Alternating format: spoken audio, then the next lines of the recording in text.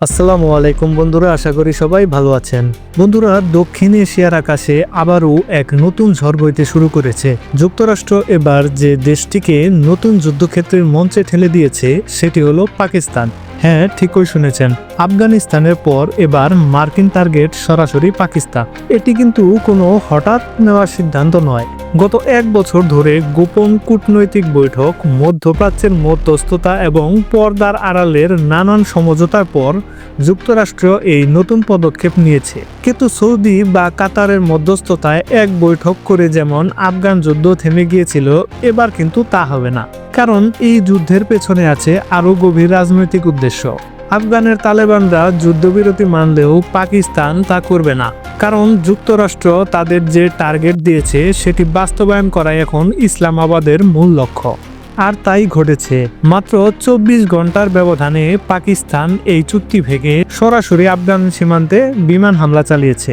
স্ক্রিনে আপনারা এখন যে দৃশ্যটি দেখছেন, এটি আফগানিস্তানের খাইবার পাখতুনখোয়া সীমান্তের কাছাকাছি একটি ঘাঁটির ফুটেজ। পাকিস্তানের F-16 যুদ্ধবিমান হঠাৎ করে আকাশ থেকে বৃষ্টি ঝরানোর আগুনের মতো বোমা ফেলেছে আফগান ঘাঁটিতে। হামলার ক্ষয়ক্ষতির সঠিক তথ্য এখন পর্যন্ত জানা যায়নি, কিন্তু এটা স্পষ্ট, যুদ্ধের নতুন অধ্যায় শুরু হয়ে গেছে। খুব দ্রুতই তালেবানদের পক্ষ থেকেও প্রতিক্রিয়া এসেছে। তারা ঘোষণা দিয়েছে ইটের জবাবে এবার পাথর ছোড়া হবে এবং তার প্রস্তুতি শুরু হয়েছে। এখন ভাবুন, পাকিস্তানের মতো আধুনিক সেনাবাহিনী ও শক্তিশালী বিমান বাহিনী থাকা সত্ত্বেও কেন আফগান তালেবান ও সাধারণ মানুষ সীমান্তের লড়াইয়ে নেমে পড়েছে। কারণ এটি শুধু যুদ্ধ নয়, এটি সার্বভৌমত্বের লড়াই। আফগানিস্তানের সাধারণ মানুষ ট্রাকে করে সীমান্তে জড়ো হচ্ছে, স্বেচ্ছায় যুদ্ধের জন্য প্রস্তুত হচ্ছে। কিন্তু এর বিপরীতে পাকিস্তানের জনগণ কি করছে? তারা নিজেদের সেনাবাহিনীর বিরুদ্ধে রাস্তায় নেমেছে।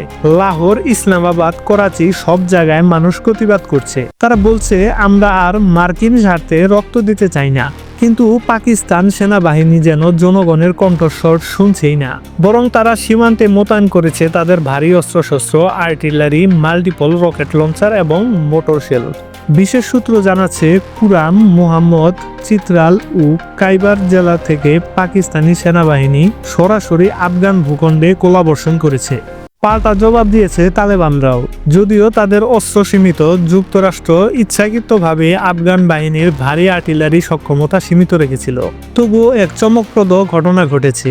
তালেবানদের হাতে এসেছে সাবেক সোভিয়েত যুগের আর সিরিজ ব্যালিস্টিক মিসাইল। স্ক্রিনে আপনারা এখন যে ফুটেজটি দেখছেন সেটি সেই মিসাইল পরিবহনের দৃশ্য। প্রশ্ন হলো, এই মিসাইল তালেবানদের হাতে কোথা থেকে এলো? আফগানিস্তানের তো এমন প্রযুক্তি নেই। সামরিক সূত্র বলছে, 1980 এর দশকে সোভিয়েতরা আফগান সরকারের হাতে প্রায় 100টি ব্যালিস্টিক মিসাইল ও একাধিক লঞ্চার দিয়েছিল। পরবর্তীতে তালেবানরা ক্ষমতা নেওয়ার পর সেগুলো পাহাড়ের গভীরে লুকিয়ে রাখে। এখন যুক্তরাষ্ট্র চলে যাওয়ার পর তারা আবার সেই পুরনো অস্ত্র ভান্ডার সক্রিয় করেছে। রাশিয়া ও চীনের প্রযুক্তিগত সহায়তায় এগুলোকে আবার চালু করা সম্ভব হয়েছে বলে ধারণা করা হচ্ছে। এই আর সিরিজ মিসাইল এর রেঞ্জ 300 কিলোমিটার, ওজন প্রায় 6 টন, আর এটি প্রায় 1 টন ওজনের ওয়ারহেড বহন করতে পারে। অর্থাৎ তালেবান এখন পাকিস্তানের ভেতরে পর্যন্ত হামলা চালানোর জন্য সক্ষমতা অর্জন করেছে। এটি হতে পারে পরবর্তী যুদ্ধের গেম চেঞ্জার মুহূর্ত। এখন পুরো অঞ্চল তাকিয়ে আছে, আফগান তালেবান কি সত্যি এই অস্ত্র পাকিস্তানের বিরুদ্ধে ব্যবহার করবে? কারণ একবার যদি তারা তা করে, তাহলে শুধু আফগান পাকিস্তান নয়, পুরো দক্ষিণ এশিয়ায় এক অস্থির অগ্নিগোলকে পরিণত হবে। বন্ধুরা, সময় বলে দেবে পরবর্তী অধ্যায় কেমন হবে। আজকের মতো এখানেই শেষ করছি। পরবর্তী বিশ্লেষণ নিয়ে খুব দ্রুতই আপনাদের মাঝে ফিরে আসবো ইনশাল্লাহ। সে পর্যন্ত সবাই ভালো থাকুন, সুস্থ থাকুন এবং আমাদের বাংলাদেশকে ভালোবাসুন। আল্লাহ হাফেজ।